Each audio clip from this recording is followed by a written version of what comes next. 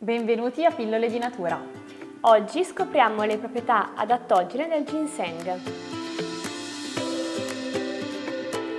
Il ginseng è una pianta erbacea che può arrivare fino ad 80 cm di altezza, ma la sua parte più nota ed affascinante sono le radici, la cui forma ricorda quella di un piccolo uomo. Esistono diverse specie di ginseng. Il più pregiato è il Panax ginseng Meyer o ginseng coreano, che risulta essere il più equilibrato e con il maggior numero di ginsenosidi, responsabili delle benefiche azioni della pianta. È importante lavorarne la radice intera, composta dal fittone, la parte centrale più grossa, e dalle radichette laterali. Queste due parti hanno caratteristiche diverse e solo insieme possono dare la giusta sinergia. La radice può essere lavorata in due modi, ad alta o a bassa temperatura. Il primo metodo, da cui si ricava il ginseng rosso, è sicuramente più veloce, ma degrada alcuni ginsenosidi. La lavorazione a bassa temperatura produce invece il ginseng bianco, di elevata qualità in quanto conserva intatta la maggior parte dei ginsenosidi. Il nome latino Panax significa panacea,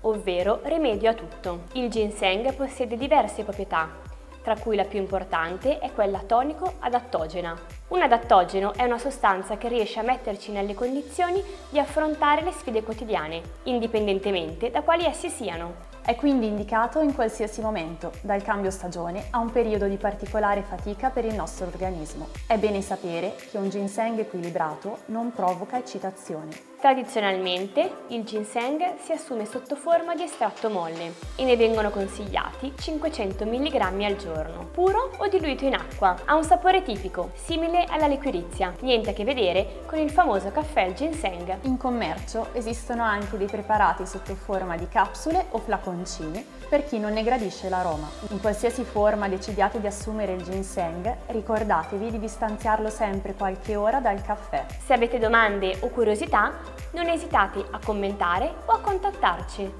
Ci vediamo alla prossima pillola!